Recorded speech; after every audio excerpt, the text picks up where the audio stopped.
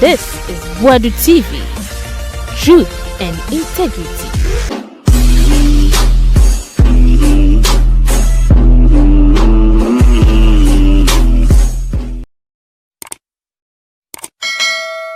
Boadu TV sunye yama monyina akwaba na Bobie Ansah show no nya 7 years citizen show eti yama congratulations o mabo eduma pa na 7 years ni mu fire no enya saketwa wo Otu Darko say MPP for better adwa so di nkwasa sam che too much ama Bobie Ansah crowd so say ai omo try so di nkwasa sam ne che na ade ba kwa mo hwehwede efi Mahama ho omo mpese bia Mahama besori atodwane amama mo di anopa bia na atodwane de amagana fo na yedi yanto abama Mahama se ombe fidie ombe todwane mayende nemum yese criminals akoromfo ne bedi ensika na onche ba ko mienu ntum ne ewu se odwuma no woye eno keke ntina gana fo to abama Mahama eno keke etise obetra so na kiseja benye kokwasa na your friends at Dominic ayi ne yekokwasa na prebagin no mo gia manfo sika no wa achi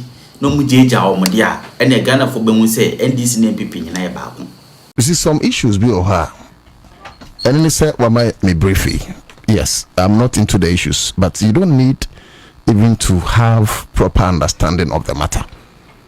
You say abuano aya na ho bi na etwa ne dia dance ya na minim say bia nkomotwetwe no yekoye nim no ye ba koduru ba bia Otu Darko ho be ye hi ena wiei e won nsem ka ho fa NDC wona namono a wutu in fact me ka NDC a na mabrawom nka say the government machinery because ensonso ye eda NDC say amanyuko ene aban no a eruli a owura John Dramani Mahama eda no which has to do with sodia etwasanka was sode na akoronfo bi emimfo bi pesaminkumnya fo bi etutrafo bi abudifo bi kawana no tum nenso wom so mo dem trademark ye father for all inti ebimu enya tumi kasa wo mai and one of the cases elinke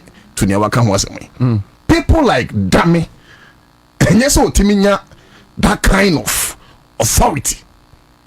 After saying, you know, you capture no on the tape, our commander UTB, me TB, producers are wearing TV. In fact, one when they Accra 100.5 FM, Yeduma citizen show in particular, Ebe whom say there was a tape, not then Attorney General, Eda da Ura Japa, openly.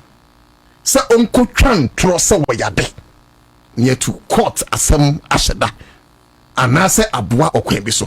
This is enough grounds to prosecute Dame, but because people like Dame mo people like Abronyamo, people like the national organizer of MPP Mustafa Salama Tumu, those guys omakeke this for enu Oma who say sikumupa but say NDC aban esimbeka no ending, and that is why we wait any authority to do counter. What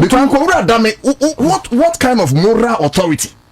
And I was say sankwa koye counter of adia ye nyina ye nim say why Obi na acquire counter petition, but obviously no exactly. Now I commander that's you are right.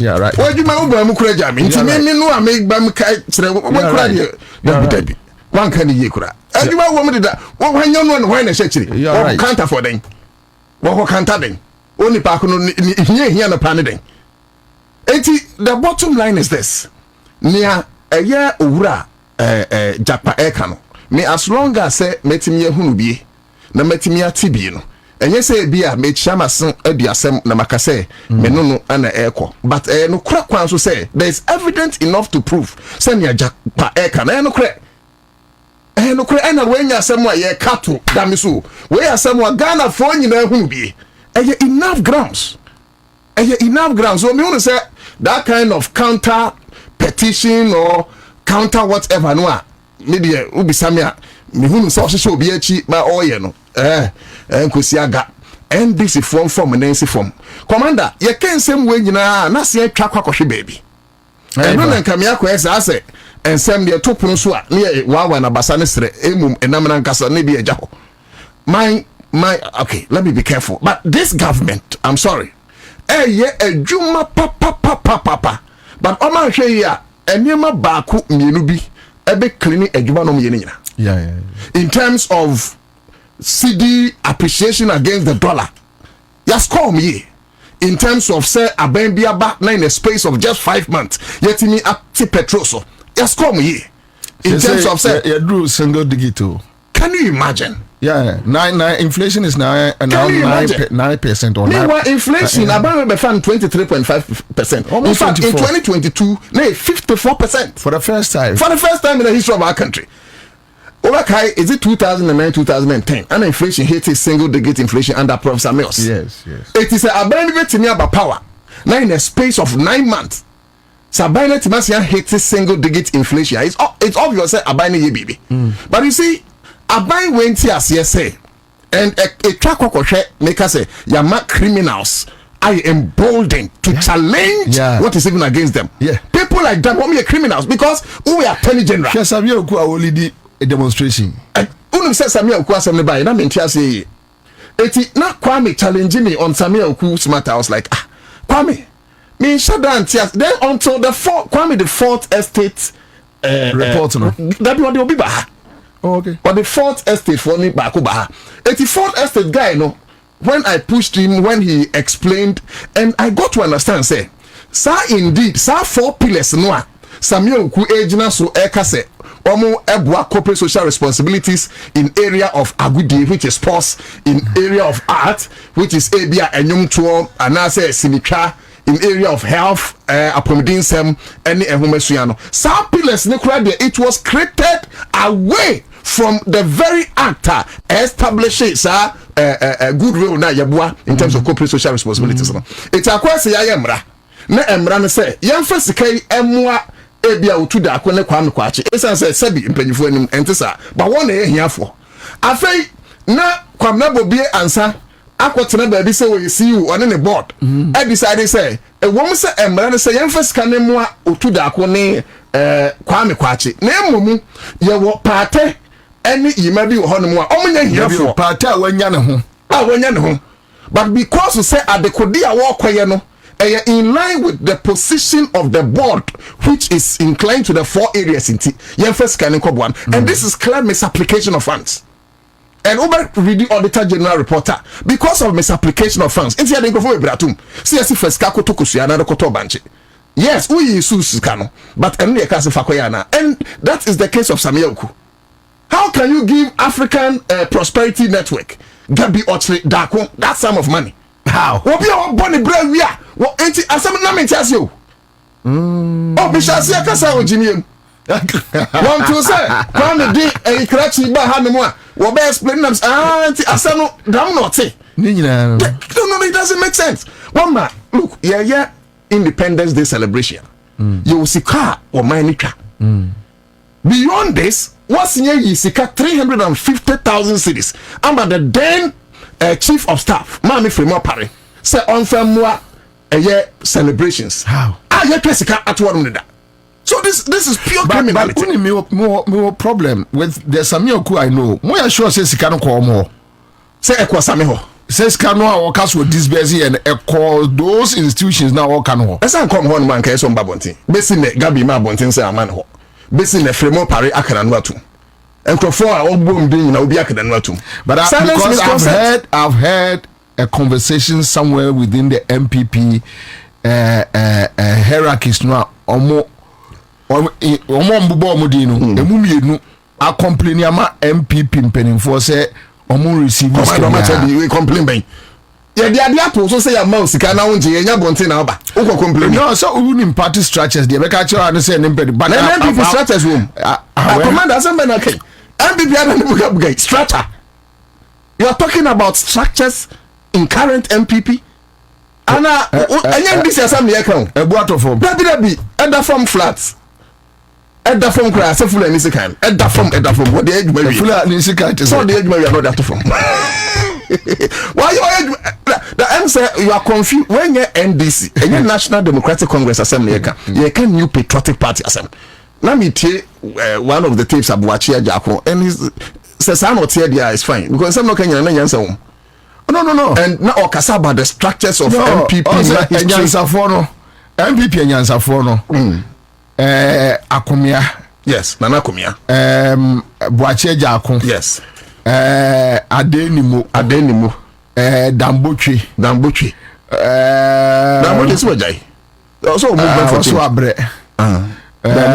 Na Mamefa John Boadu nka ho. John Boadu dey. Former secretary JB. Bonu we unity no ama na yi no ho ayi kakra. Boachia Jako unity for chairmanship no. So no so be chairmanship. Yes, ama JB. Na make no well, but we omukasa as nyansa kakra. Ewum. Over secretary no kra as a mudi kakra MPP secretary no kakra or could be also one just say manipulating could be some deny a dormant normal say akasa manipulating no but so mudi manipulation say not no ankasa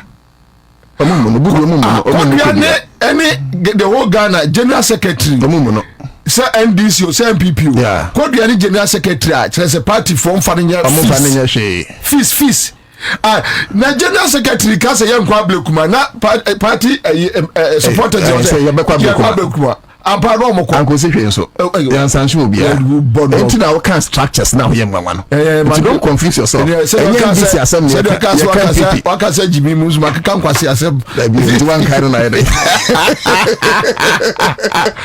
era Patrick Boama obi abo Patrick Boama no Patrick Boama best who follow ministers no your form where do is appointment committee I think the appointment committee me kakonya metiso one of the few MPC decent nyansa Patrick Boama there minim guy me share the das no kanyansa sem so omo de MPP for the party ni ma Patrick Boama no so peden Boachia Jako Akomia no ma MPP never see aba NDC for bigger problem MPP never see aba so omo jai party ni ma sa ankrofo we no yeah now omo transition omo strategize NDC bigger problem but then too much of a problem NDC bigger problem yes but then too much of a problem yes too much but then again Bema NDC are waking up because nano am some person that we are rough ke to be a sankrofo no be found but it's obvious as abi okusi obefa no wedi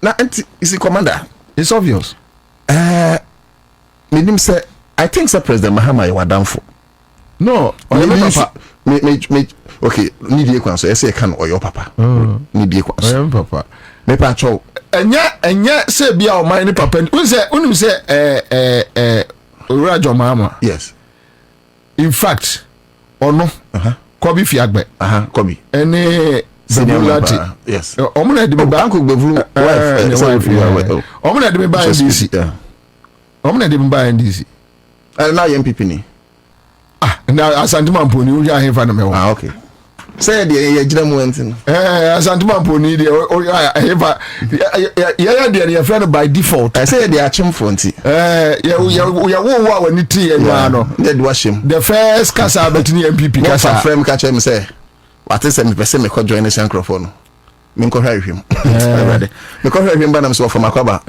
oso hu dem simia so hu so e fine boy so until we find boys in we could join the party we and I'm offer I just me could join the party be na ebomu sisi a position no emwa oman no it means say party obeso akere say bi mpanifo ani mu say bi enyansa phone to any NDC but today commander no say there you and I can't for any NDC hold on unim Bobie Ansah MPP Jimmy ya che na ne ehui wo mu di Jimmy ni free Gokos UGCC one of them te wo mu kupi na Jimmy ni jira but you see wo mu Jimmy ni ya hu ne ntem okay ye generation ni sorry jira say yempem kwase asem sa Jimmy no amu Jimmy no a ya hwe mu din no ana omai so exposed anya se no mu nyansa o mami ka se okay it's never true say MPP for school change NDC currently me say currently you talk about go back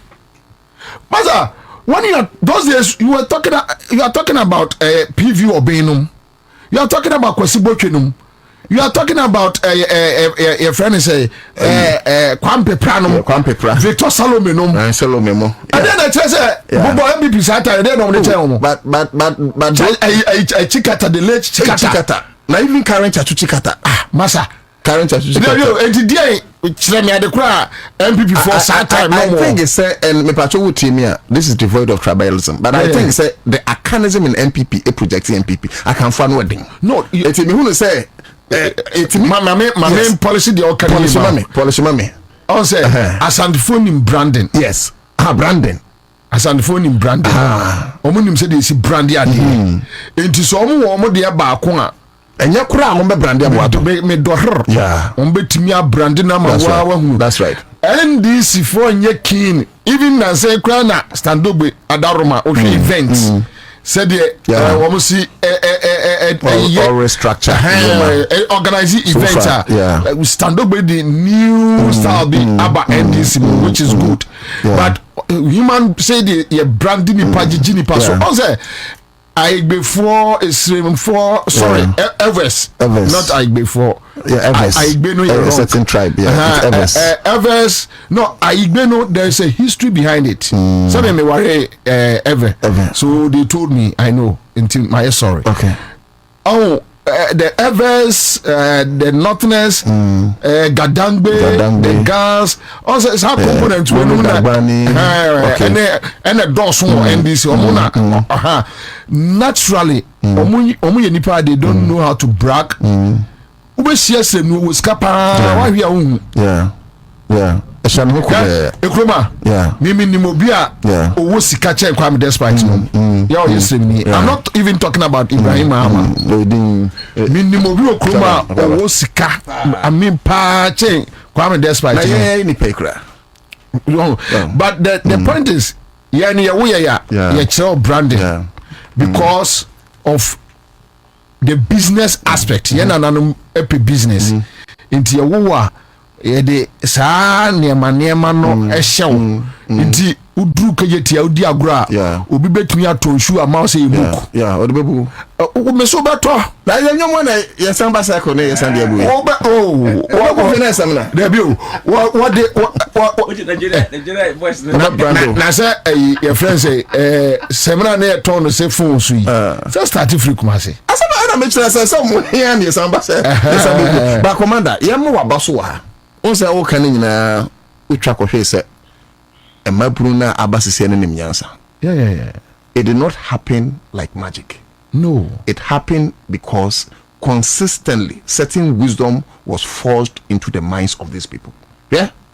Citizen show na hunu ni zano. Odie, for when you call 7 years back, Ghanaians were timid. I'm not saying say we have never had the likes of Fly Lieutenant Jerry John Rawlings. Yeah. Afibia ni munse. Ready to me ni pakesi BP almost every time. But cast your mind back 7 years coming, where a kind of generation, whether on social media, whether on radio, whether on TV, etimi sorry brand kase masa untimi infa said with no disrespect to penny for openi me nyansa nyansa. Yeah.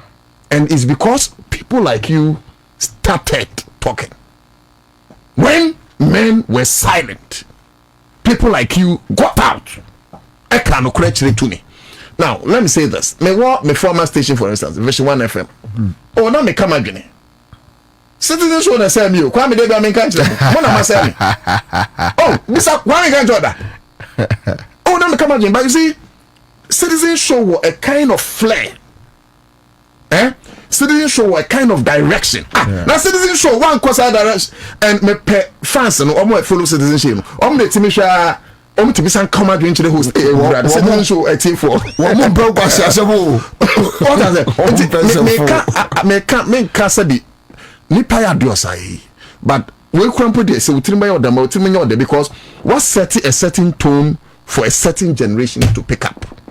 And ama brudu we say no. You see a particular rhythm a bebwine am a brand. And that has caused all those changes that you see. And nunti na in fine wakan on this dame and all those counter petition it try kwa kohwe NDC amemeka say NDC for akomanu atum bebre enu nti omo de say mo say de bia mo me press briefing ye koka no mo bu afu twa say ye kan no krekere NDC aban mo bufu to do the right thing than say be kan anu atum na NDC for opposition. These people have been emboldened because NDC for pennyfo bebre have been silent on thieves, on criminals in this country. When him say and I don't know be dim come on raise asema wo kan ya and I'm so almost say a process in process bay we must many part process bay we must many part or say though they voted democratically for a democratic leadership, yes, but not Ghana for any ready say your mama should behave democratically. Tabi na Ghana fire ready say even if he will not try MPP for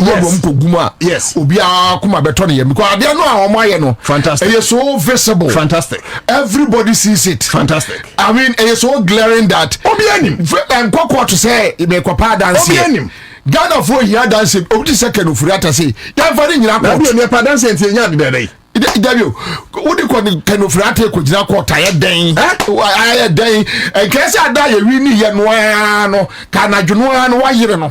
Not straight kind of rata in the check. And only say, anybody catch him say, and Ghana for M4 to John Mahama da. Commander, Mamika say, because they were looking for a self fine, some say military rule. Yen ya home free home. So yen to me, Uncle Frasoja for so major mine.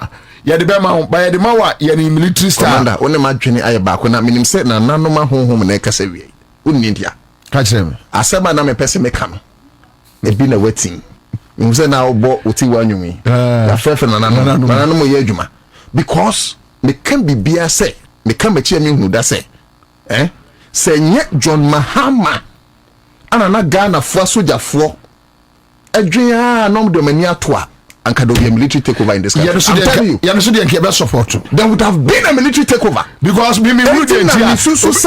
Samuel Kusi should not be walking around. People think that we are talking too much. Okay? Commander, another you're saying, is it facts? I know John Mahama will not fail. But I am telling my country, if this government of NDC fails, Ghanaians will lose outright interest in democracy. Because now with Ghanaians no MPP no option. Dabi and yes and from NDC so be because they say atoma money be amuso to me enti wo mo engumu enti what next say you do sa point na dia otu ye nyina say ye nim dia I said the 9 months in you ya na make it's still early Commander Jaisa no that be the reason why me can say almost say Commander me ba almost say a processes almost say a process, right? I say, let's assume say yes, the omo can sanity. But you see, ebufu we are born. We didn't pay for her. Process. Remember, Monfanchemi. Ebufu et set et. What's it? Me say ebufu et set. Baby, Mike in hand, Mike in here. I don't make far there. So now, abubo free with yamwa nepi. Me say me can some way and every after December, after next year by June, say John Mahama here or so my Commander. By next year June, because what we are seeing, is unfortunate to say. I no say omonkola no so hunu bi. But the you know any they come to kwaji to me ma omo because the things we will see in the night. You don't see it. By June, be a transformation. Na say John Mahama no man hwe ya. Oso man no say be Jeffrey Commander June what? Oh, you see, we are talking to people. No, but you see, I like your sense of responsibility. Yes. As a senior journalist. Yes. Senior can yes. No, but you must push them. Well, Commander, Obianti mean change June. Obian will be Commander. If the case is in the dorsuma, you have a case in your sign. You do yourself another case.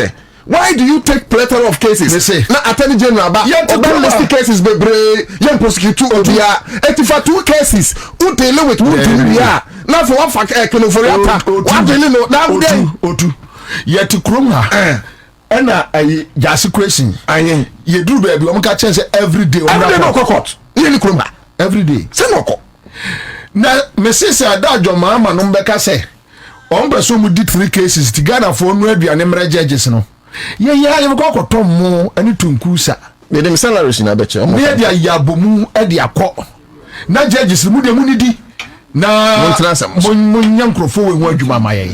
But I think say me wrap up. I think it's say ye penyin fo no bebre ho no mo sabi ensem no kan no aya na wo kan akwese bezipani ko ni haban ya tase ne banyansefo but you see aban we ye kasi ye bose ye ka ho ne ye aban ne bai ye nhwe ma aban we nko position because of adwuma pa aban we ahyase eti ye ka no kratrom ne enti ye to aba ma Mahama nye so meme aduane ni o man mu be den o mu ntia kronfo ba ko mienu bi ntum keke ne mfa Ghana show mo sa forever. Thank you. Intia scholarship secretariat over the years ne bi mu kra call for say in scrap it because no more feel say it has outlived its usefulness. Ne mu ma ya dwen papa so na osajefo Dr. Kwame Nkrumah edit na nipa bonifo bi sometimes ya ne bi mu kraka so yemfa bill bi mra yemfa mra bi mra Ghana law school ti we say mra bi mark no but unya nipa papa na de ne to ano as director nko ana so ye nipa papa no pe so ya de papa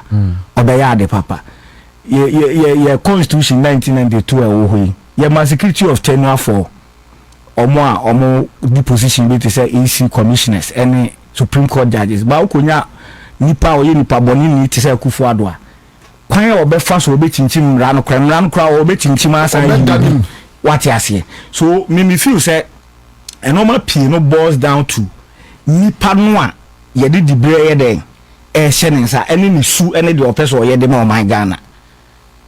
That is how I see that. Sembranta so woni brabro na no tu o pese o ye bibi ma o man ha omo ye no ma kese ho o man na ye mra na hye o mo enya mra it's just that sense of patriotism. Yeah, say me ni ba bia say me man o man Ghana ena ye di dibia we na hye me santi kakra metimi aye de ama o man Ghana o chena bi mini ho a ye bebo me din akai we it's a principle very simple.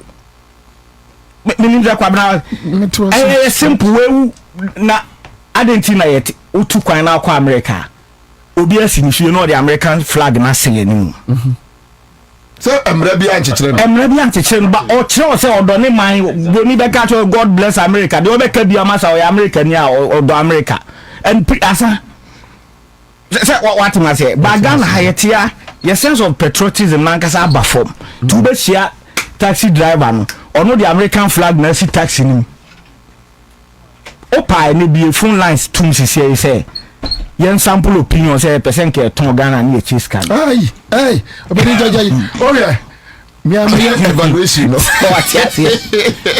and that is how sad yaba bedru me feel say yen na o say etimi inspire hope and ntina me no ya adwen say Ghana for empeku ditabio nti yese president Mahama emesom mayen na ensesan ya hwehwe free resantene no onfanye den onfamra maybe dem wo gidie pa say obeye just a matter of time chede but kakra bia me hu no last week and this week I see any crofobia ma so yasoso omumu no kire say we are on course na obia so obeye akwansi obeba beye blockade ama president minim so say obeyi na free ho.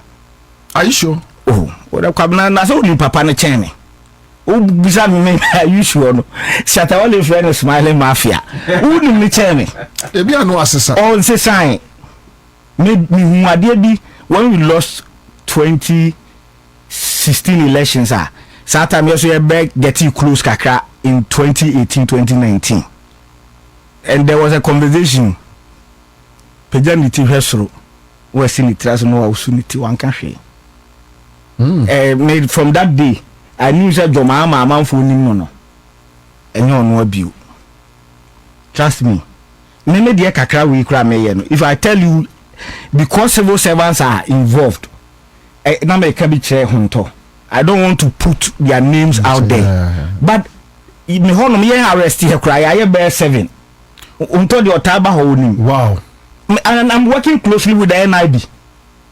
The last time an MP was even put on a stop list for Kutukai, Ayachino. Really? Oh, anyway, so the conversation today is so simple. We are talking to the registrar from Ghana Scholarship Secretariat. Then we have the deputy CEO for Exchange Commission. So you'll be dealing with the Ghana Scholarship Secretariat. Mami Musa, State Bay Nana Secretariat Office no ewo eya okotoso. Tell us. Me ba ete se de mribia me ba fie me be kan no me be toka na question ba ko me busa ni se minim se afibia ye ma agency bia budget. Of course unya obi bia na be adequate budget a won sa be kan bia na be adequate, but some form of monies are given into then na eka kese sa timi ebe da ho. So me hwe books no bi wa afibi wa 300 million afibi 2 something when you can Ghana cities. Okay. Of course, scholarship secretariat situation is peculiar because of foreign exchange fluctuations. On say, Yama may see the 7 franc to your fees, but I'm paying it in foreign currency, be a euro, be a dollar, be a pound. It is a saka crabia meaning say manya deficit. And no one of the factors. But then, may I me discover na me ko PA books be so na mu say or ma running a program be with Crown Agents UK. And no short courses. It 2 weeks. Na ye do connect ye do aba. Short courses in principle me ntina me ka say ye bad. Me say na mitimi din kita ho bi o ba bi. Na me feel say manya short course bi a e betimi aboa ma yetimi aye on hands skill development bi e be boa ma buna. Why not? But okofa short courses bi to say developing future leaders. Course no. Bakudi na mabachiro no, developing future leaders, building effective teams. Enti say minim say na say obi ba fie ha na ya spend the minimum expenditure on one person was £2,000 for tuition, 1,200 as stipend, and a return air ticket. £2,000 for tuition, £1,200 as stipend, and a return air ticket. Hey. Now wakwa ye ade a your friend o dey converting o dey fan £3,500 na convert. Na wakwa ye 2 weeks program aba oba ya ade na kita na we say developing future leaders. Inti say oba class media say oba pa adwuma minim so be develop say do agongo so be develop kwabna Bobie Ansah say kwam kwachi no be minim anti your microphone be na nkomo developing future leaders. Developing future leaders aba no certificate. Na me developing future leaders and why they eco CV. Hey.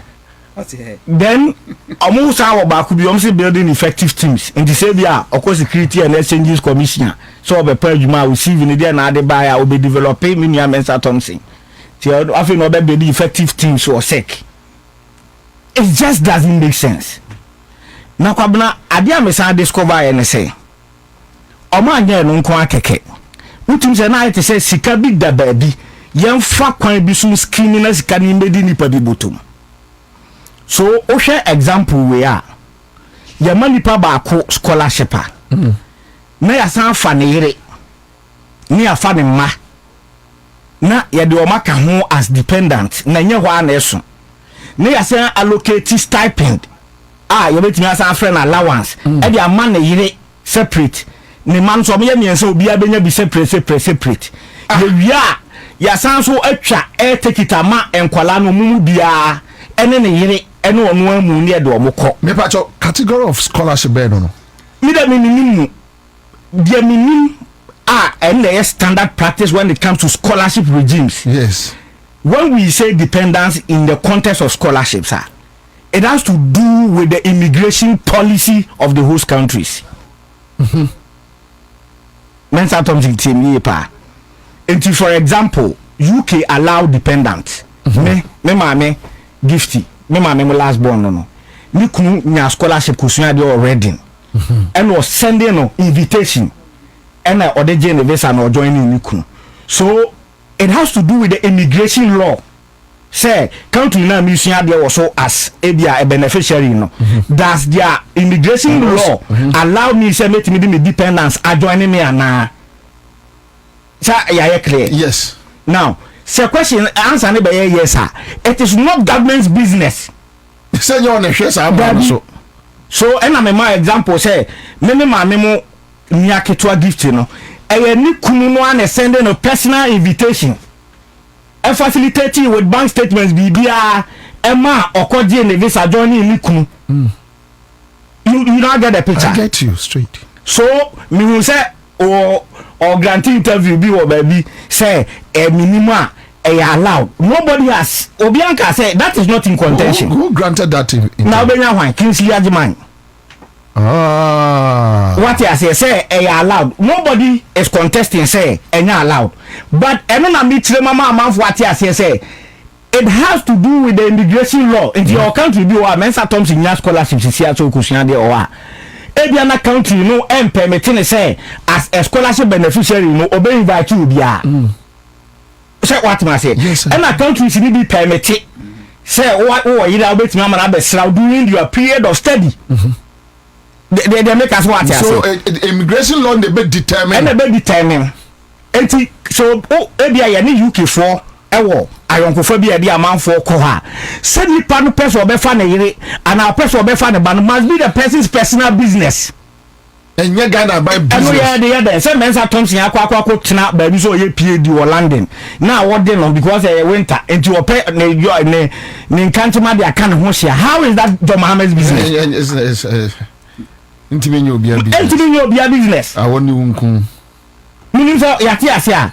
Now, dear ya wo me say, ofa obi mama bi can deal with that lady we. Ofa obi to say give to your worry. Na me pese me prove it chemu de ntia na adwen born in the territory. Give to your worry sign. Give to your worry sign wa ha. NSS give to your worry. Yes, ye mani kunu Peter Mensah. Ni kunu your friend Peter Mensah. Ye man scholarship so nkusua onkoye LLM or Brunel. All colony dey give to your worry. So let me read the award letter here. So I say we confirm that Peter Mensah has been awarded a financial scholarship by the Ghana Scholarship Secretariat to study LLM at Brunel University, London, United Kingdom, which commenced January 2022. The scholarship covers Peter Mensah and his dependent listed above, and it covers all the tuition fees of £17,875 and living expenses of £16,008. It also covers his dependent, Gifty Afia or a man's and spouse, living expenses of £8,160. And this cannot be true because Mensa Gifty Owari at the time was a deputy director in charge of national service and couldn't have left the shores of Ghana to join the husband as a dependent during the period of study. So meaning that meaning what you say? No, no, check this like my person say or the adjoin papa na no person the boa man for. Many train say oboa. And purely because of other motives. Because yet Oko Gender Ministry, now Oko National Development Planning Commissioner. Yaya research ayewo leap households more than 300,000 in Ghana. It is a person boa only be for ankasa. You target households no. And you definitely get the data. You have the data. To be Oko Upper West, a few women in Yawo, Hanewo, Oko Central Region, Hanewo, Oko. Then you target these people. Now, can you buy a list? You are money, your intention were good. But if you want your appointee, edgy pay, a war security, a V8, a bet in your TSS way times 5. Or the not can you say, or it depends on knowing, say, Metia, me, but them took our chief of staff approve. So there is no way Gifty can leave the source of Ghana and abandon the job as a deputy director at NSS. But to go and stay in UK. But more running a audit tracking such a good. What I say? a typical case that say sir excuse no the man say no person oboa Ghana for no boni be na waye no I am proving it to him say oboa ko opo bi aboa na ye nkrofo mu hia moa ankaza buza we go bi to be kire Yes, I'm on top. what you say ah mu ni bi school fees 2000 kro mu ntimi ntua ofa bi ohoma tum this year edum kwa 1000 they cannot afford etu ko committee 17,875,000 pounds on one person as the husband. Then the stipend alone 16,000, and another 8,000 on gift your wallet. That So is independent. 24. And ya no kwa ye wia to take it ama gift your wallet asan to take it ama nyukunu no wa modi akọ at the expense of government. Yes, Afi san hwa ha. Now, honorable situation akoto yero no. The amako enti sika no a yesi ya critica 40 million pounds na wo UK no. Afi wo hu ba bi afa. Tina na menu friends na person obeka bibia na wa hold on. Because now for ni ya sha say e be hwe no. Oh, then I'm sorry. You na enti obi bottom aye ma by government of Ghana deka. You na get the picture. Como cheska no. Good. Afi san hwe ha.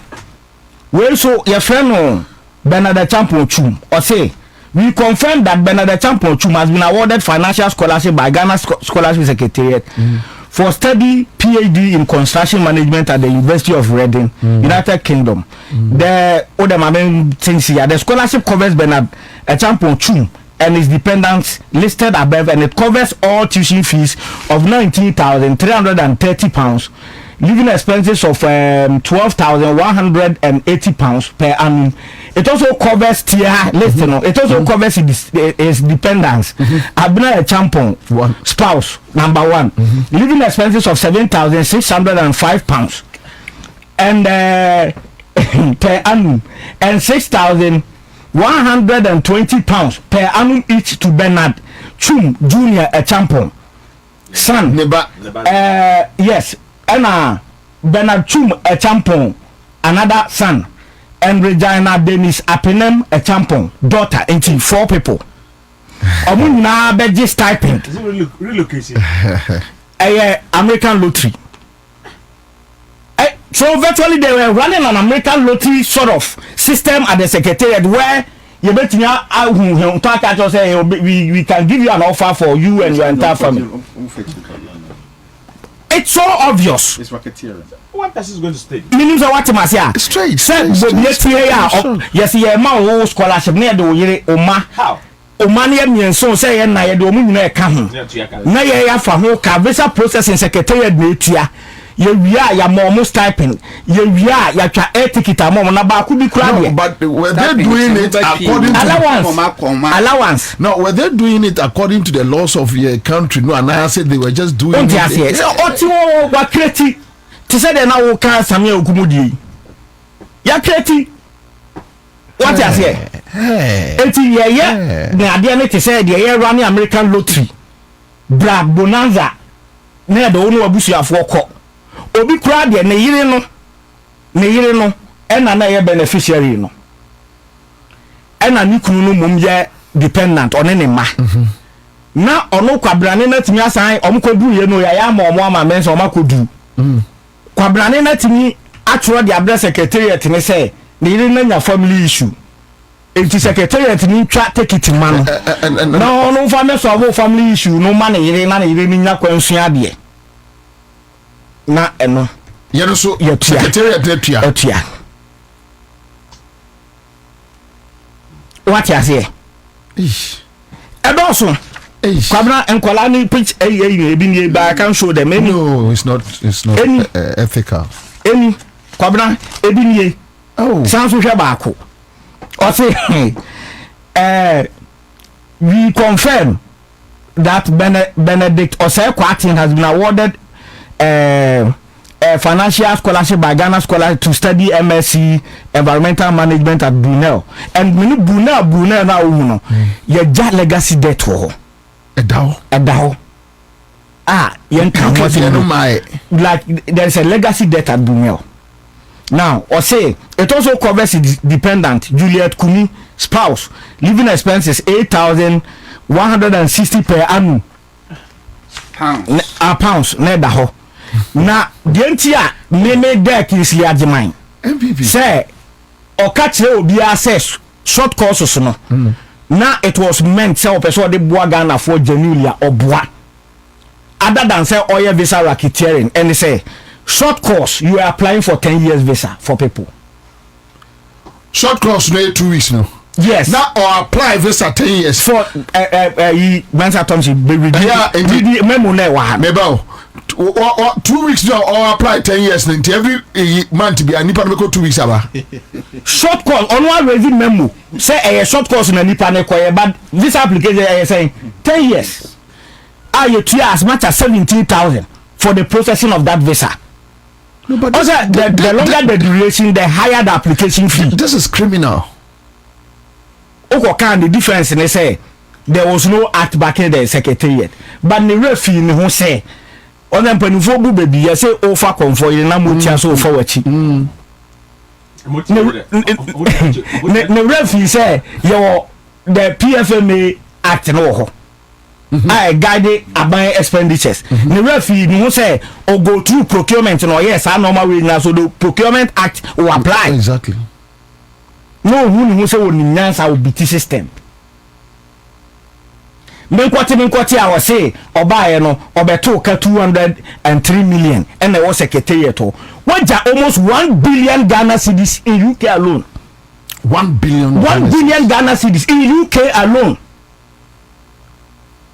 O betu na me betu 200 a senka manyam trade dim obi ja 200 as that will be inherited who UK kwa waja almost 1 billion Ghana cedis.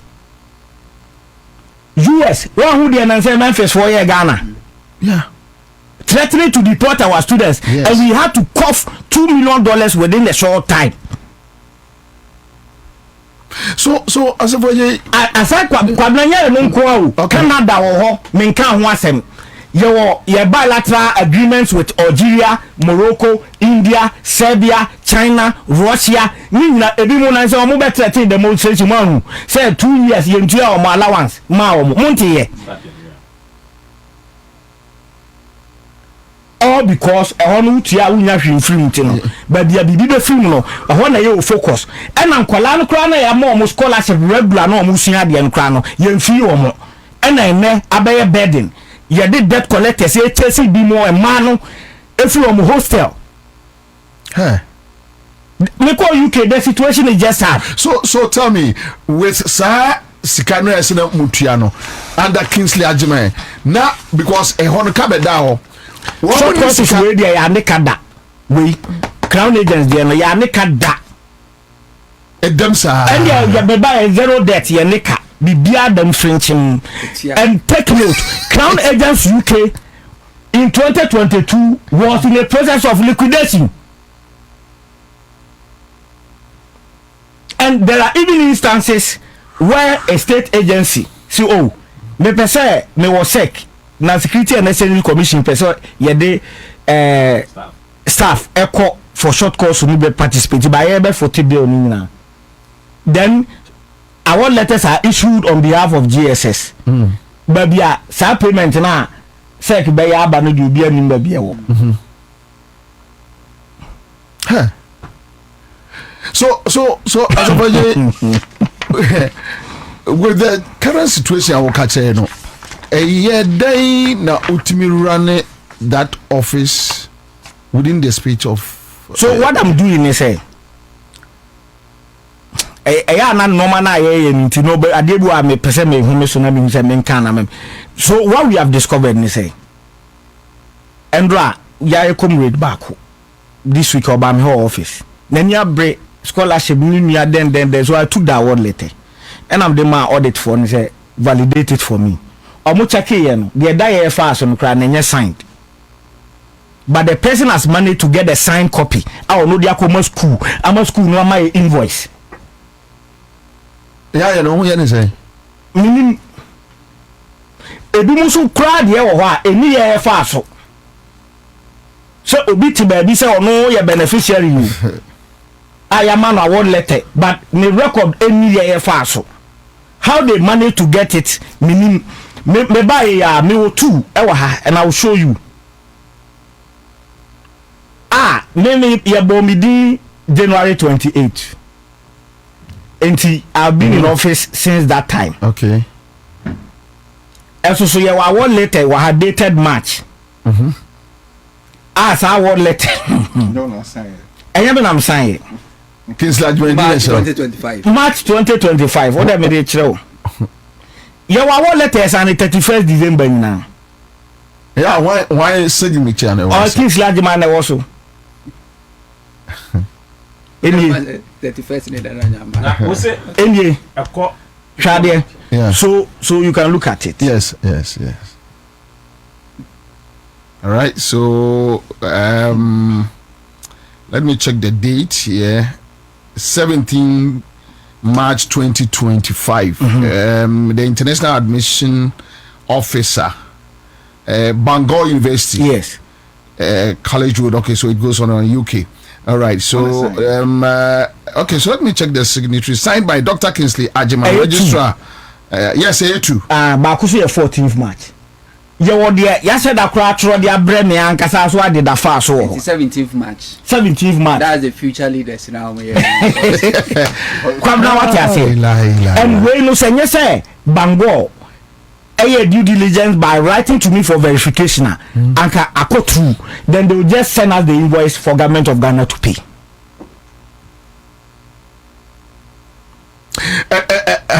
Uba and Unya handing over notes from Queen's Lajman. It is a man to me book. And for many and to former. On there, you see, and scholarship area near technical kakra. Very. Inti a normal who books books, it will not make sense to you. It is a me baffle from, and I may demand this and me present me a cana, ye dead liabilities in Ina. Just uncle for dependence in Ina, and more list of them say the Omoka. Ana a bimuba office was a almost type in there allocating more mono. Omoko buy enough in a able to enter on Bejo Musica. Enti yeah, audit and after making sense. To me, and some profanity said me boom back will be you. So would you not acquire sauce from the milky? Oh, now when him crop for a waha. When him crop for a team man or home. Need the back picture better. I'm one of never said so many years and I'm the dear to Abonte. Oh, never so many years and I'm the dear to Abonte. Beba. Oh, not more than pa. So don't oh. To Wono. Sefufua. Oni. Mama to Oni. Madam. And also now. I'll go with the BBA. Madam. BBA. So I call your question already to say to me. So What's your radio to crack here? Or throw to the Facebook. okay. Well, I said, read the Benz, I would read the Mabubi, read the member. Would they tear brofono? But you can't go, Mike. We write to respectfully seek your kind approval for the purchase of a return ticket from UK to Ghana. I'm a Spicer scholarship beneficiary in the okay, brofono. Spicer. And no one a beneficiary, no. It has become necessary for me to travel to Ghana to attend to very critical family complications and return to assist my spouse in taking care of the children as she concentrates on her studies. We na ebe manual meeting. Or no babusia meeting. Into one what throw the address secretariat and say you try take it to manual family busia meeting. That was how the standard was lowered to. Jaga Piru Fry a send message was say it can be an abi. And you are lying. Jaga you are lying. Before I look to Kuruma, so Kwabna, yes. Dear Makoto Sono. Question a man for Busan say, Okoto Sona, dear Namoye. Okay, message said, Ba, as a man for book, yeah, Nana make a bicho say. Yeah, a lot of arrest. But I have not put that information out there because they are civil servants. And some others have started singing. So meaning say Kwabena what you say. So on the any fair on my part to Is there a board? no say under presidency so under chief of staff. Yeah.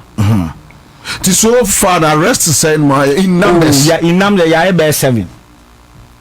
Yeah, bear 7. And how many are they under bail conditions? Yes, and the crime reporting. They report to You NIB. mentioned public procurement authority. You said you have to go to procurement. No, sir, and no, the buying of tickets goes through procurement. So I only refer to within the institution of National Procurement Authority. no, your threshold, way technically, your threshold that was a call PP and Kasa, and your threshold that you don't have to go through PP, you just go through. But Mama Musa, with infrastructure, state Ben Abeto, Me buy na because of National Cathedral, no, you bubu your office, no, 4-story, no, Parliament. And never be a main cathedral, no, the other side of Parliament, no, but was still they went ahead on Ububu, and GS Council for then be a war Accra High School at Chiho, or Mama bear 5 rooms be now, yes, shame, and so create a lot of problems, my because a Makwama a bimutimi posi or baby say a 1 year scholarship secretariat. If I baby I was say as a yes, a quabna beba na beba to me, I will be sound to a 1 year this or be say Ghana scholarship secretariat, but it's a rent. And your rent, I'm the mile for free. Third time or bubu down. Okay. Ti or more of I say or more a dan kakra or home bit media my interfina. Ye 2 and among. So I've been a year 2 and among say the then chief of staff more pare say get financing a new office. A farmer secretariat. Into you have any good engagement how best within John Mahama time you beat me see a permanent office for the secretary for security reasons is very key. And yes sir ube nyan krofo or mobile posi as or money ekra na ye adwuma or nsem bebre na amanfo fall victim. Apart from infrastructure system with employment system it is a in terms of staff and capacity we are okay. Okay. Yes, in terms of staff, just that we will need a PR office. We don't have. In the case of just a registrar na, but I believe say your corporate affairs and your PR unit. And you be na was a man and a burning ebeka. It's important. Into many head of civil service are discussing. Also train you are to forcing or financial clearance to recruit. Once that is given. You better create that office under Ghana Scholarship Secretary. So, with the messages I'm reading here, like New York says, forget about them. They just come on air and talk plenty, no action. When the party supporters, when Ghanaians, the 57 people, confront you with this question, what can you say? You will be our energy say on person will be reason with you. And obiswa onim say okasa obeye bibia because the first time I'm a baha like one kasa okay yes ye din komoni du ba bi ma me say ba bi wo ho a me pese meka me ko ye wie no masa baha aba beka me kan man kan keke ma tell say ya ti nipa benson every Wednesday they report to the NIB masa catch say Kingsley was put on the stop list and was arrested at the airport. I don't know mekana. Now, what more can we do beyond this? I'm a phenomenon. Could you imagine? What I say? Really? Oh, and I am not that who come now in me. Because baby, I'm a person you drew you know what I say. The organizer. Baby, you know, Casa one eye, the bay year, Jumanon do. Why? I'm for be a fraud now online. Yeah, probably you do any more power for a bidding come. I see. Oh, and your castle. Don't you say? The organizer. But when sometimes you give out too much information, woman depends on one. Yes. So I saw what you call for now, boss Irene. Palmebo. We will be a senka ye chi staff no. Secretariat on Camede to Abontine and Ghana where baby staff as scholarship secretariat. But playing to the gallery. What you say? But me feel say okay, these are civil servants, in all honesty and fairness. Ebimukra a prosecution witnesses. So to don't expose such people. Say what I will get the Otaiba office. I've played audios on him. He knows what we have. Nede. only what we have but audios ne there enti nya bibia ma me musa we na home so na me nko eye uni aso baby e do kwotena ye no with anyama akoto ye no how do you feel as a Ghanaian and I'm make catcher say I feel very sad because bintena ha enka se sika nya de papa sika de ye ba kwabna santima mponfo ye chere se pen kwan papa so now into and we have had MPs confess to me how much they bought scholarships. Hi MPs. Hi. Even some are chairman of committees in parliament. Hi. £10,000, $21,000. Even me call me rounds, me call UK. One of these abonini came to me thinking I would continue, telling me they were doing their job. I'm saying I say ni bi wo ha or kwabnanti one information ni bi wo ha. Me call US, they came to me, they came to my hotel. Ish. What me say what you say? Yes. Enti so what so party for no do agro ne be de me tie say Nkrofo I am chi wo ma me ankasa personally I'll be disappointed. And the reason why that call is important, I bet me aboa reset no, is that the moment that Oman Penino clamp it down on corruption, indirectly or catch the current appointee say, show who ye because me cho mo mi me ko. O ko ya wo no man na say the next regime ne ba no mu so mu a wa wasem. So that in itself will instill some level of discipline in the current appointees. You don't Nkrofo hwehwe. And I make Kwabna we are all for it. There be you.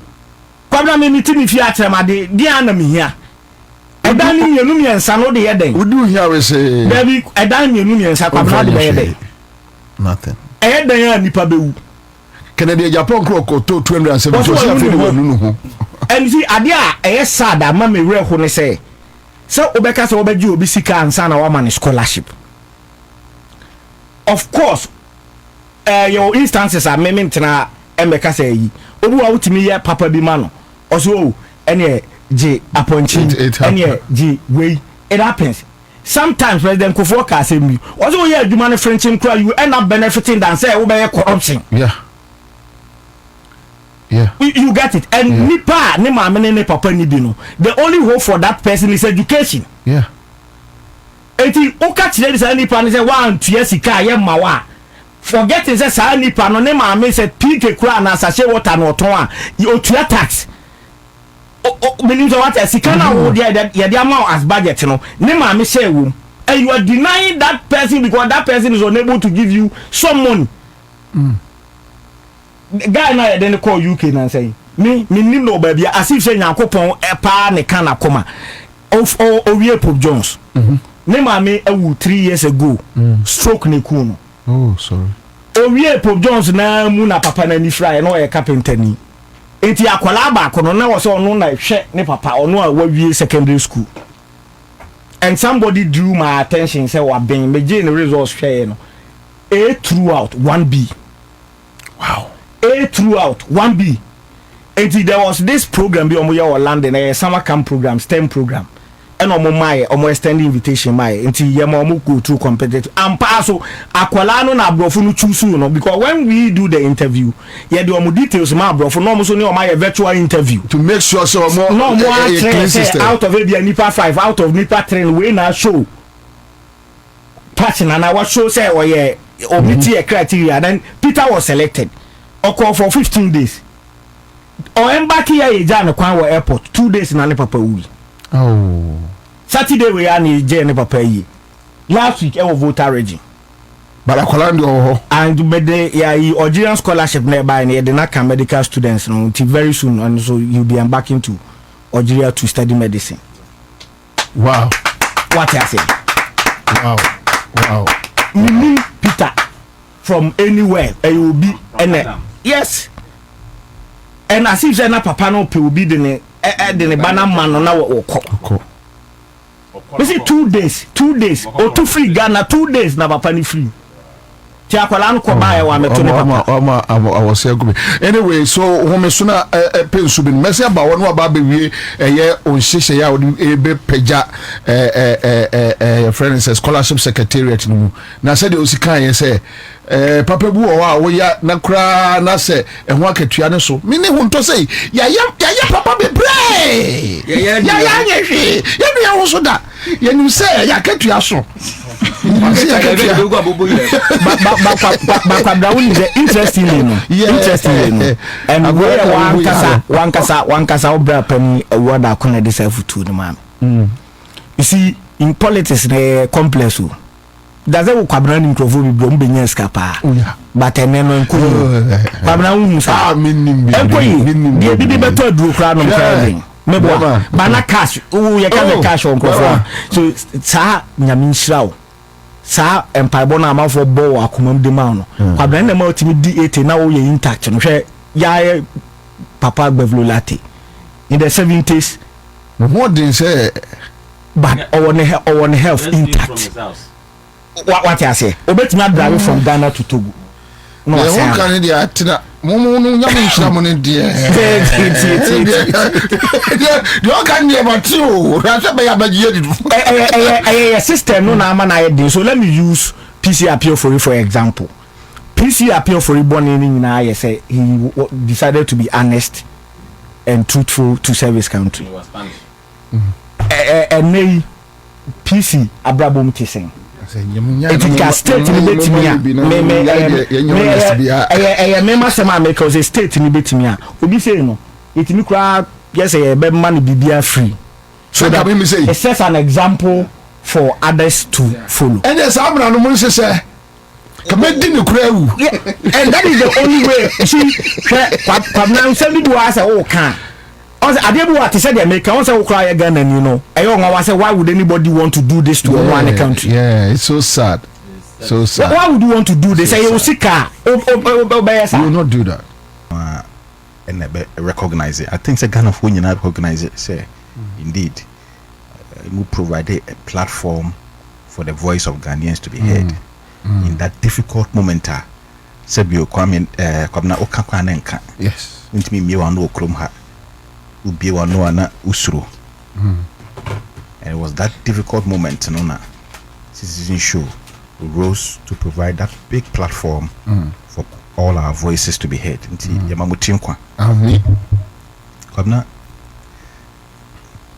The first time Mira Citizen Exchange Commission, maybe Mami and starting free, I say, Pajano man, so you can't Securities and Exchange Commissioner.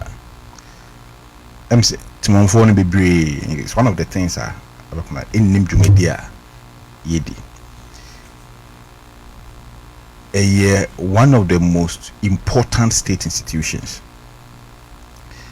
offer the financial sector, the central bank, Bank of Ghana. Yeah.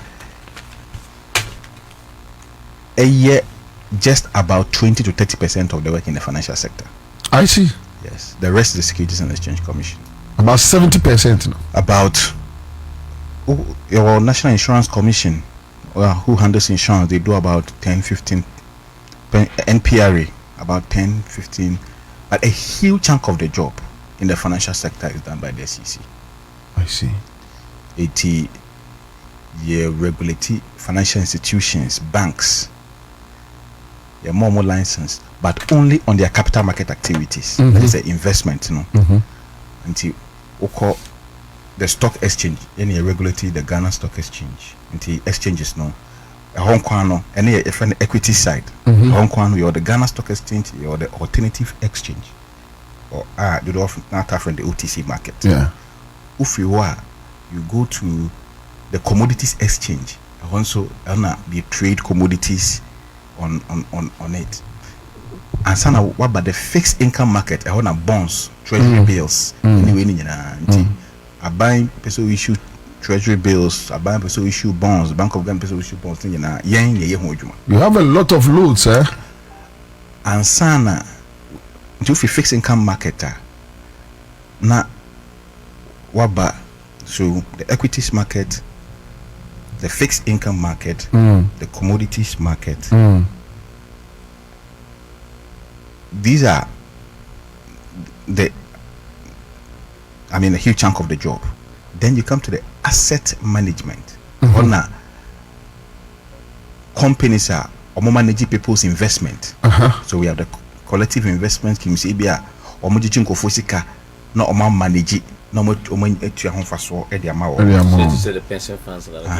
So and some pension funds also so the pension fund managers so say pension the managing pension funds. The pension funds from more license and some NPR register or more for them to be able to into the financial sector. No ejumani nyina in fact into ejumani sopa yo asase kakraka edda cantonment higher right for swa obna ura officer yetima you'll be shocked. The first time we officer me say into I for the Timitina office for 8 years. World Bank for my iska say can you fancy office and also omoye no basa and a process no a truncate sikane buy. Yes, they give them money to start the procurement processes even to construct a new building. How much? No, so it was just for not for the building itself. Yes. So the procurement processes, so the World Bank was paying. They were paying. Okay. Invoice now the okay. So they paid from the World Bank. Yes, but it didn't get to the point where they were awarded a contract. But that is just the space. That's just the state of the infrastructure. Yes. Apart from that,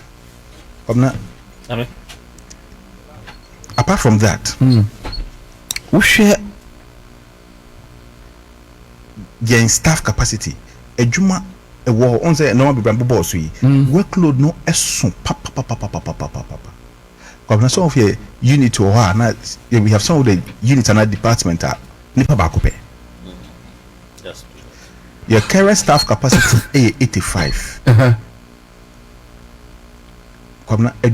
Some of the staff, some of the department, it's a mobile. So which means money office to accommodate, so we can't employ. Because the 8 years no more here. Almost assassin cry. Assassin. Assassin done change Ministry of Finance Minister of Finance, the official residence answer no moko. Minister of Finance. Minister of Finance, Minister for Finance. The official residence are no team. Ufiri wa na sana wako office. Omo ton yansa no moko. Enti omo ton ye de na ka ho. I'm a private developer. Na ye no abai no ntimi retrieve ye. Minister of Finance and Minister so on farm omo. Good. Yeah, Minister so on farm. Good. Omo ko jo msika free omo. That's right. Omo to assassin. Asin ye hwe. Nanyan. That should tell you the apart from that, Governor, and the way in quite change there.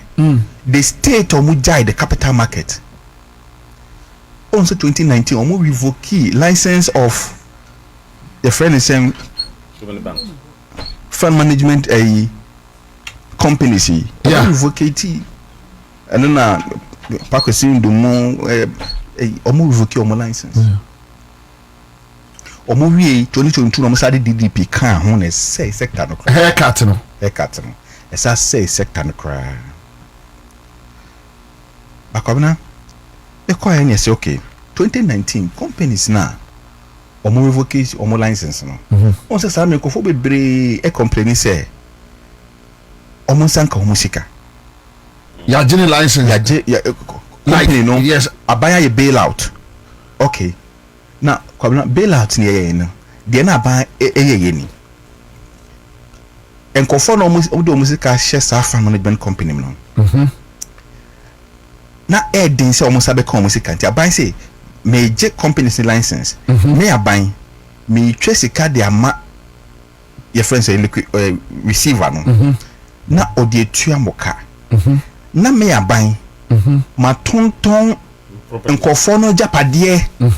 Na say sikam de ma wan so me de bi ase tua moka na de aka no me de akɔhye aban be bi aban fa sika no efiri ye a odi ko ye bail out no me de akɔhye ho kama what you say yeah inti aban say o revoke license no or ye bail out no e say ye tua retail investors sika ma wo mo inti aban say me ko fa sika free ha na me de tua but companies no enya pade no me de mensa to company enya pade no so na me beton na me de scanner tika ban na mabɔ no so na me de bi so omo nsan kan musika no so de bi atua kwabna omo voke his license no na omo fa official liquidator PORC Office of Registrar of Company liquidator no omo any PWC eno mo di agye nkofo omo sato nkofo no nyina agya pade so kwamna se me ka kire o ekwan omo fa so tonton sa financial institutions no agya pade a kwabna rebe ho ti say GN Bank no yes no Blackstone yes so fund management companies you know and kwabna is the CN is not different from what happens at the bank with the banks. It's the same thing. The same trend. Kwabna if you say a woman, book them enemy. Yes, pejama for hubi documents, you know. Kwabna if you say a woman, me who no car a ton of 1,500 Ghana cedis. Oh, me who be that? Oh, and check ye be a forensic audit. This is just information.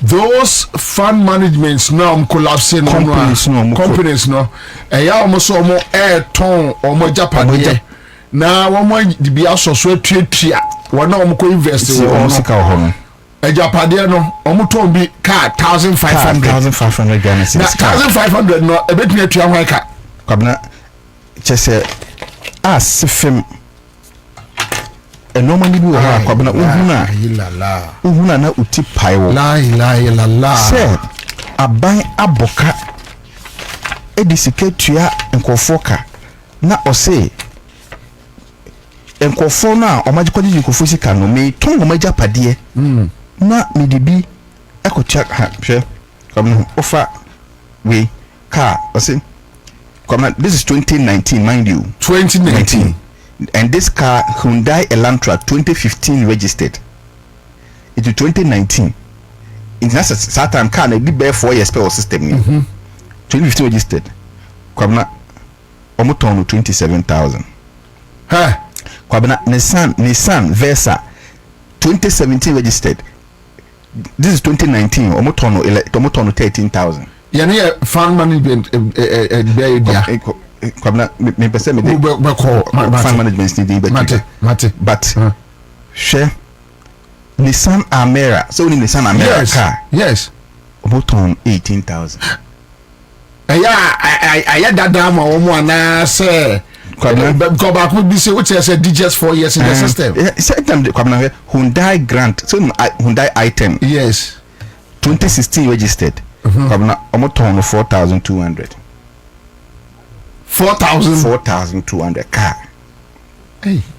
Kwabna Hyundai i10 Hyundai i10 2017 omoton 1,500 2017 in 2019 omoton 1,500 within 2 years omoton 1,500 into me who in me from say I didn't my mistake 15,000 am we train na my mistake I'm say there 1,500 obi ajapade kwabna Honda Pilot 2015 registered omoton 10,000 2015 omoton 10,000 na 2019 omoton 10,000 4 years omoton 10,000 kwabna Toyota Corolla omoton 9,000 kwabna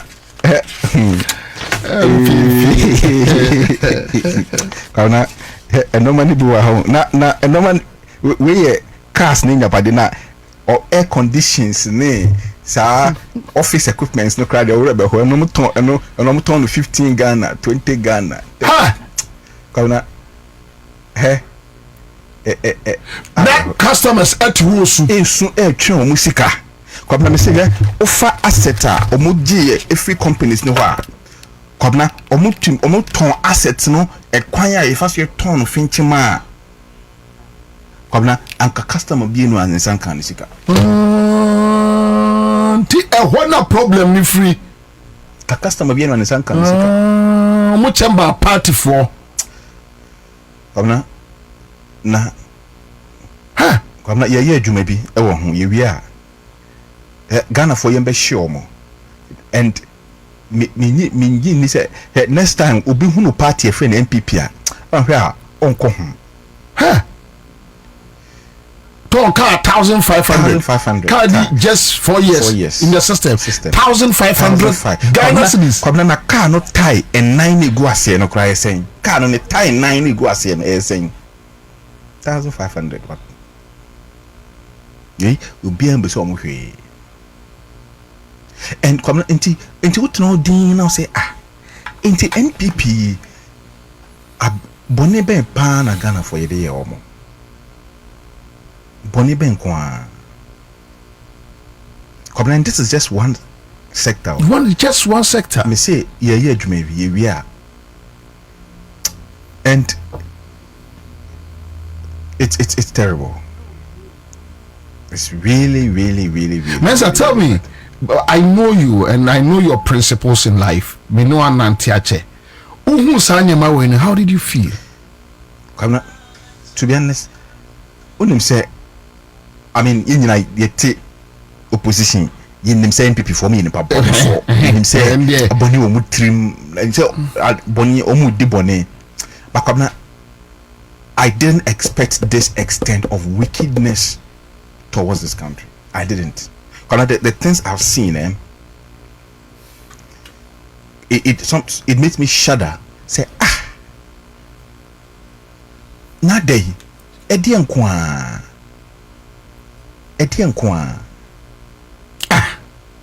Enti, one more access ni be a dining and sase no kwabena on turn for. Oh, and kwabena anything na ye ho because some of them who they sold the things to wealthy people. Nti kwabena ye be kan ho asem what me air track on bad. I said it will be there. Bad. Yeah, mama chill baby. Me for dinin to ja. No, don't do it. Office office equipment no. Omo tonton no.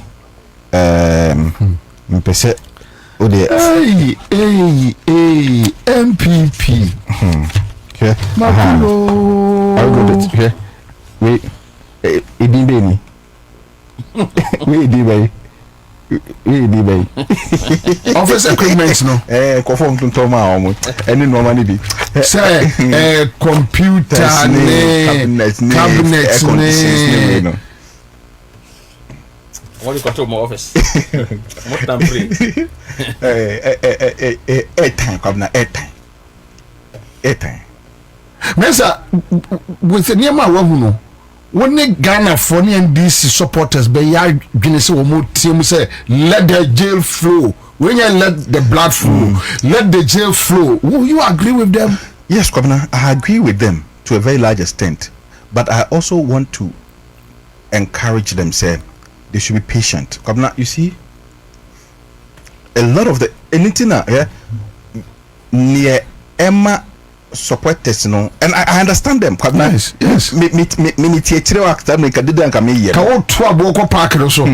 But so now share the kind of work that has to go into unearthing bonino. Okay, that's one. To then building a case, that's two. Factual. A case, a strong case, and gathering all the evidence. Okay, and then initiating an action to conviction. Then you will appreciate why things are not moving as fast as they want. And I mean, so now some of us were recommending the setup of maybe a fast track court or a tribunal to be dealing with some of these things, because Kwabena said you can say you be go through the normal legal system now. Ebe drag it because already the courts are overburdened. Apart from that, there's a lot of work that is going on. And one of the challenger, most of the appointees, if it's so more business, say,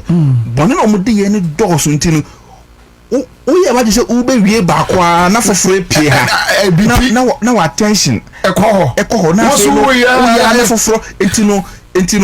I said, then after you don't know which case they court or answer which case now will start now then I mean there's a lot of confusion, but you best say I don't think there's anybody in this government who doesn't want to see the people who raped this country punished for it. I don't think there's anybody in this government. Boss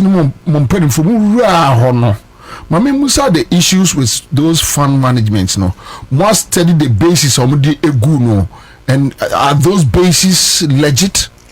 A lot of them was political. Really, a lot of them. Me pacho say no onye NDC. A lot of them.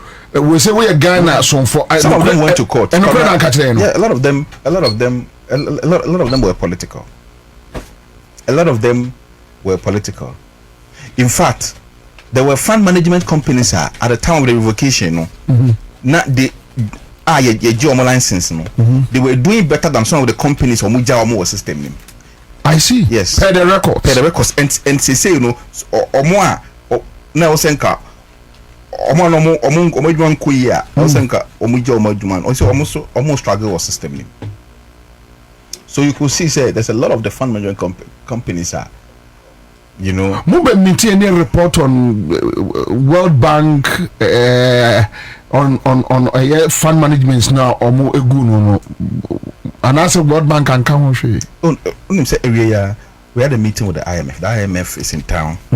So as part of their review, we met them this afternoon, and we are dealing with a lot of the legacy issues. To say the easy. A lot of the legacy issues. What is the observations?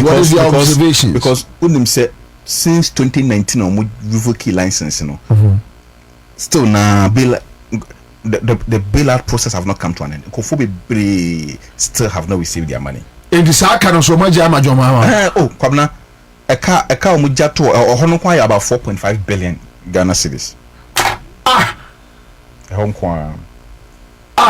Yeah. And the pressure I can tell. Yes, I can tell. And people are calling on a daily basis. The benumbi to is come on say you also the one complaints in and some of the people are mobile on say mami penny retirement it's terrible. And the crime of fast so the years who clean up it was so terrible, but the bad news. Let me share some good news with you. I will deal with the good news and now me person me know you who the exact and yema mokoto ye and 2-3 be our be so actually with the issues about how omo Japadian ya turn say nkate and it's so sad. It's so sad. Pension na mesaya ba. I know say I will go better will be, but let me deal with Asafoje back. Then I'll finish with Yeminia. Then many I will go better. So around in the upper my honorable Asafoje. Let me come back to you. And so with Uniano Nema Wani Asheno, I'm shocked. Say fund management for no mugu no. Omo japade no so mo ton no mo dia ba be shima betua customers ne ka no ye ton car I did just 4 years 1,500 Ghana cedis. Car 1,500 no better dia kutua customer bi ka ye ton air condition 50 cedis. Me kwabena bia nkomo ne ka kono me hu me pese me kasa bebri oh the Ghana 4 person mu hu nyina ye action. Yes. The Ghana message dia koso on social media na nye better mem pese me san kum bibribi they made them in say Rajo Mahama or say you and obey.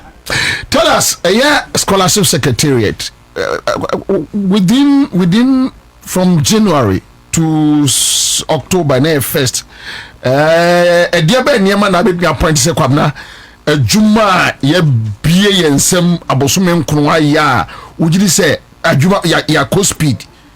Oh, and they be brave. So any kind the normal bilateral scholarships, you know, ongoing, yeah, Algeria, Hungary, Serbia.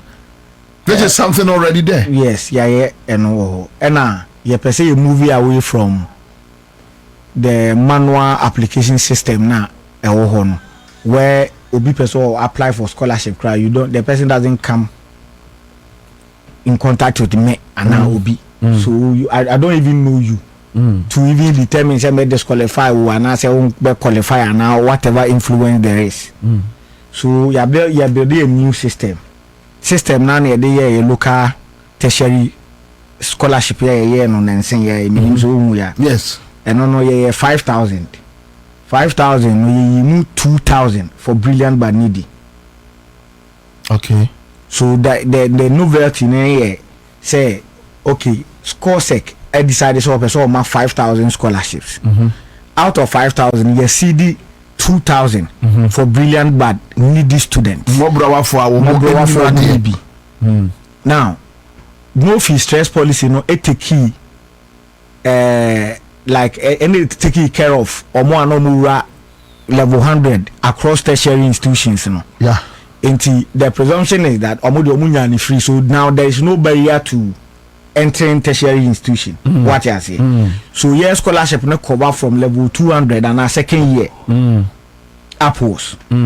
Now enye said there be political interference from the scholarship secretary never determine say young fans say University of Ghana the Bobie brilliant but needy and I say Kwamkwachi a brilliant but needy no.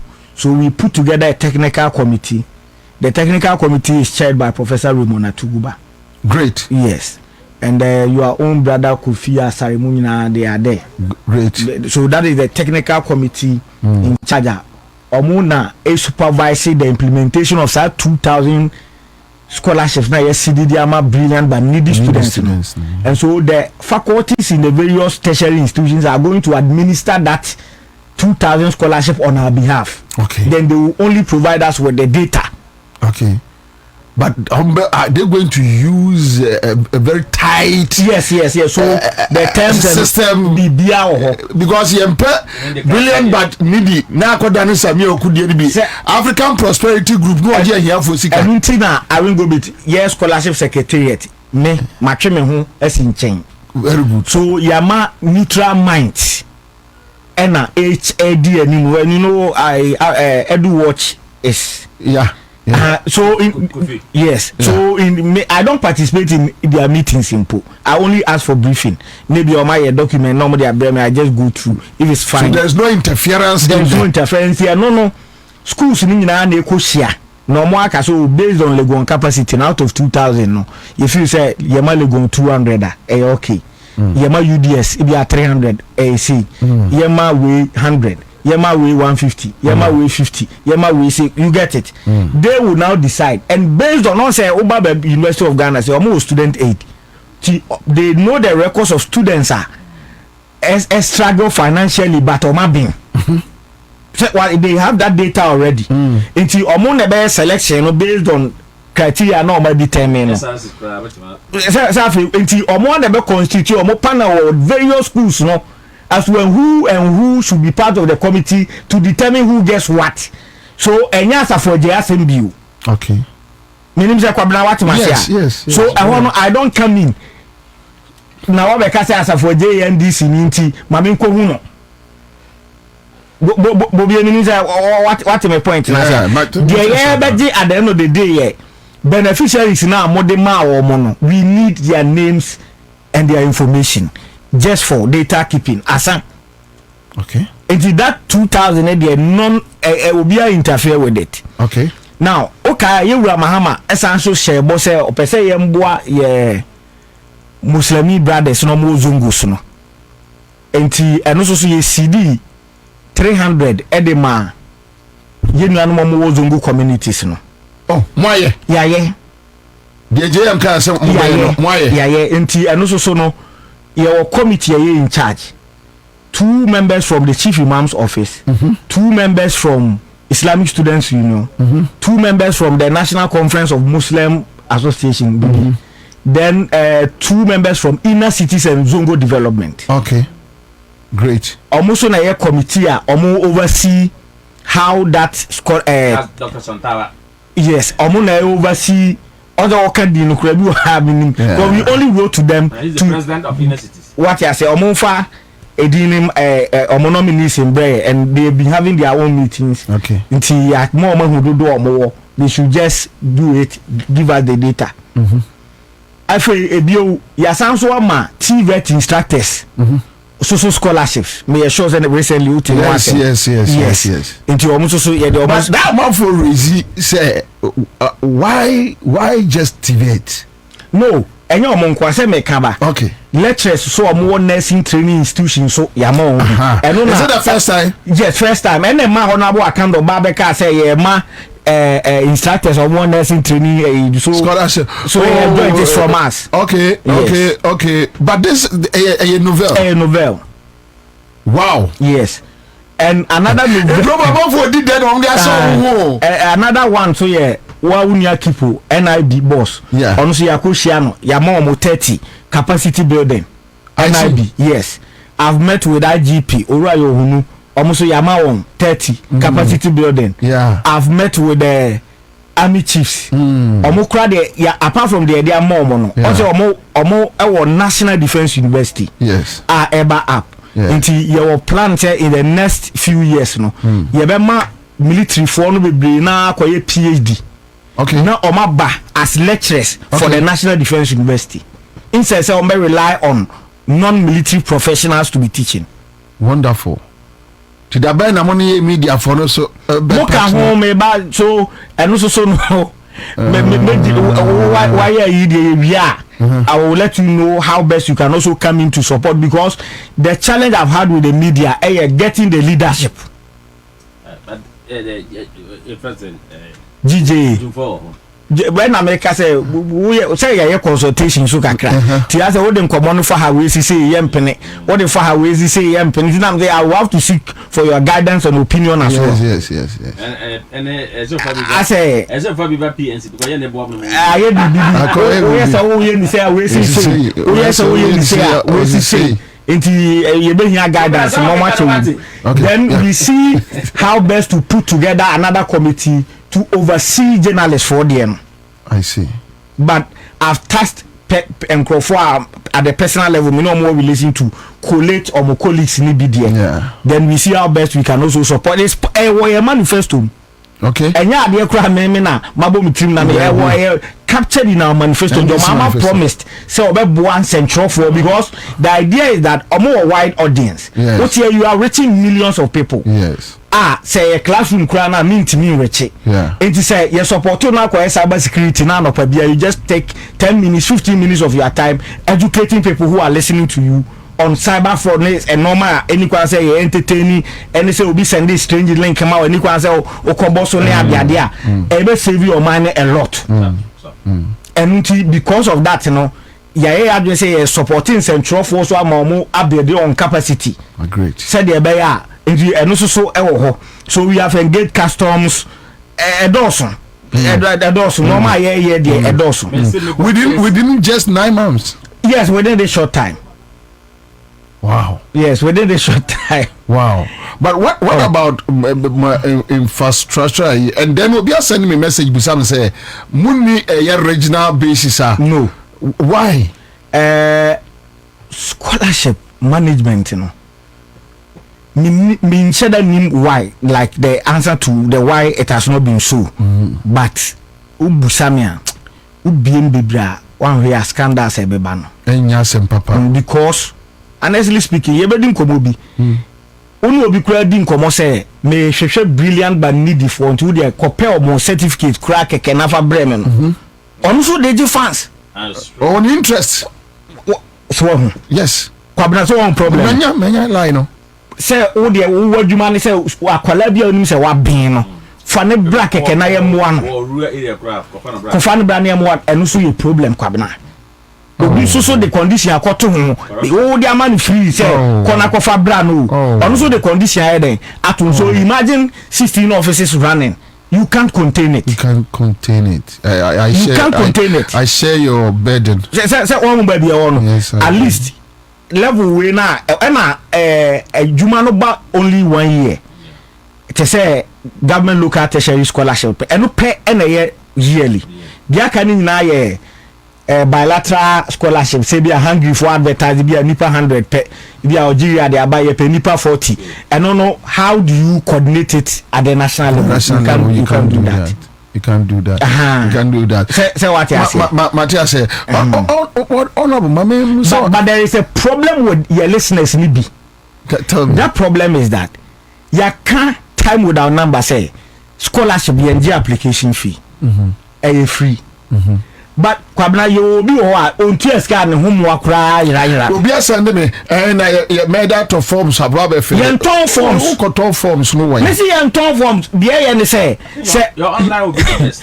The point is even that usually when it comes so obi o me Facebook and obi I post okay and who post here every information ho obetro application now the aba o de ba na ya hwem ebi okra na numbers na ye pen yetimi nya ne pepepe it happens that applicants na ye omudi buy ni na ne aso ni na koma embassy no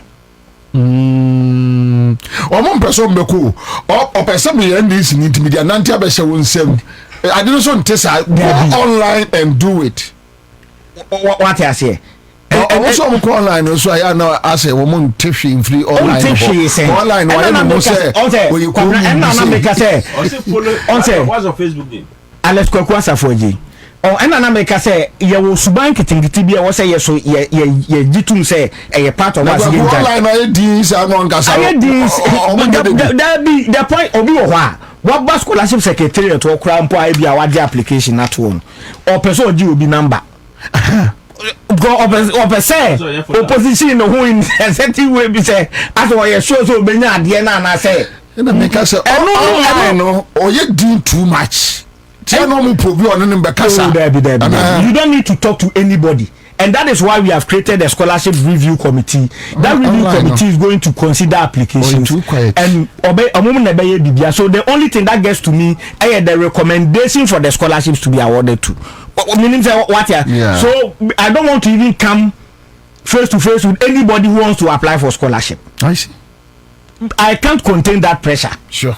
Kabna me can and pressure be a bar me so I'm the journey free officer. Easy. What I say so yeah try your best say but I don't know who deserve ya on sabe den on sabe kan kwabna paperless. You want to do paperless? Yes. So enya fe na makowo obi ho waji mi sika share scholarships 2 year medical in March 17th and 14th. But make sure that obizu got trabe be and not creative fake I will go bit me and meti hey